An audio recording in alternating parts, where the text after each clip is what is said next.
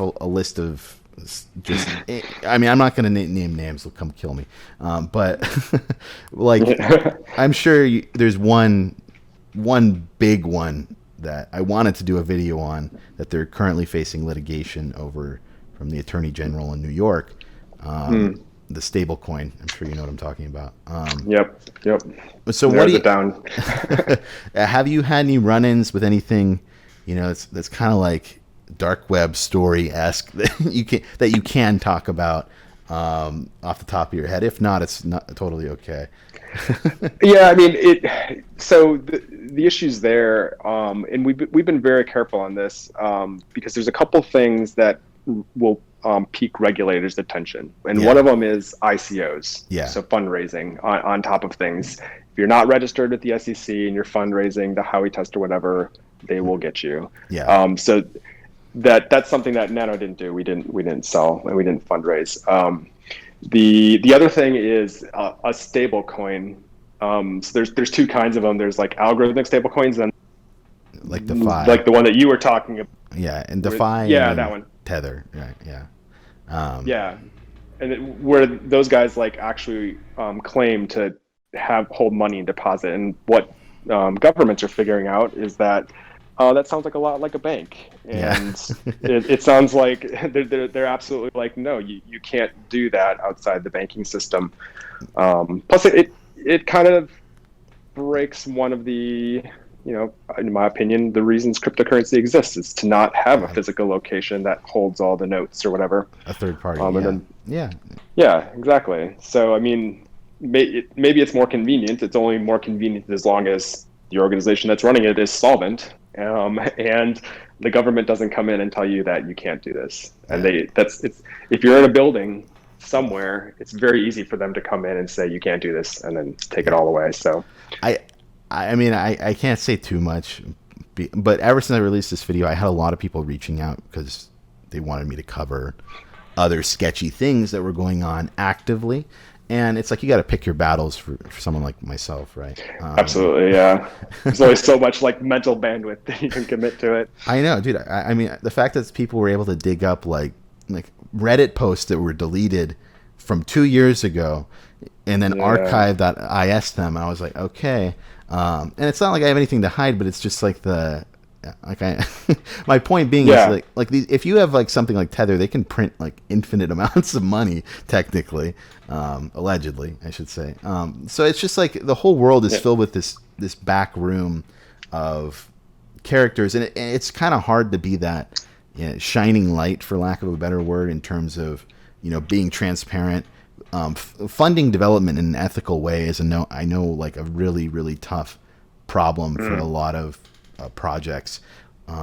Like for example, Blockstream is basically just leeching off their inability to scale by making profit for their yeah. investors. So how's Nano gone about doing funding for development? Yeah, well, so far we have been using a development fund. So there was an initial portion of Nano that we uh, sliced off of the total supply. It was like less than 5% of it. So it was pretty small. And Yeah, actually, we've spent way less than virtually every cryptocurrency out there. So, we've definitely been making it go as far as possible. But it is a limited thing. It's just, a fixed supply. People know the address, and then once it's gone, it's gone.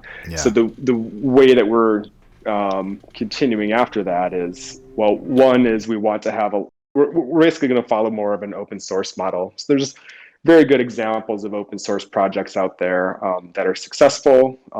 There's not a direct revenue stream inside of it, like Linux. Linux is an example, GCC, Clang, or the LLVM org. All these guys run organizations that collectively, through the organizations that support them, continue to operate, and they continue to operate very well. I And that's what we're trying to go for. that's smart. I think that open source, while it's not as, like I know what a lot of projects do is that they will skim some money out of their project in a shady manner. They will then go pay for some partnership with like a company, announce that news, and then sell portions at the top. Basically, it's just Yeah. and they just rinse and No, they're repeat. pumping That's their price. yeah, Yeah. without doing any actual development. Yeah. Yeah, Exactly. That's one of our big pet peeves is just like fake partnerships everywhere.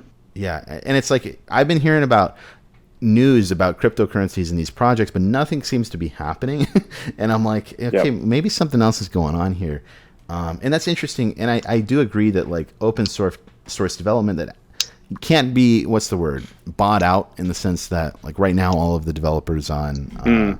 what's it called, Bitcoin, if you go on their list, nearly, like, even though they say like there's hundreds of contributors, we don't know who actually has commit access because that's not publicly made available. Mm. And a vast majority of them are owned by 1 out of 3 companies that have financial ties to Blockstream in some way. And not no the average person who invests in Bitcoin doesn't know that. So that was just really sketchy. Yeah, it's kind of like like even in open source organizations, there tend to be certain companies that kind of just bubble up to the top, and they tend to use it the most. So they have the biggest skin in the game, Yeah. and they tend to like have the most developers or whatever. The issue is comparatively is like Linux. There's not a direct way to monetize off of that. Yeah, Red Hat has done support on that, but they're selling the support. They're not actually selling the kernel or the software with it. But with Bitcoin, there's and all the other ones that have block rewards, there are knobs to pull that will give you a competitive advantage to extract money out of the system. Yeah. And the way they do that is by 2 things. You make it popular and you Yeah. restrict the number of transactions that can go into it, thereby pushing up the fees. Yeah, That's and that's what ugly. exactly what happens. Like, Yeah. what do you know? And it's, I hate that they won't even acknowledge it, man. It's like, I wish that if you're willing to say, yeah, we're making money on it, I'd rather them say, yeah, we're making money on it, but we are trying to what's it called, we are trying to use that, and we have a plan, and this is what we're going to do with the money X, Y, and Z. But you don't see that. It's like, Yeah. it's just, no, we're not doing that. It's just like bullshit. We can see, we can follow the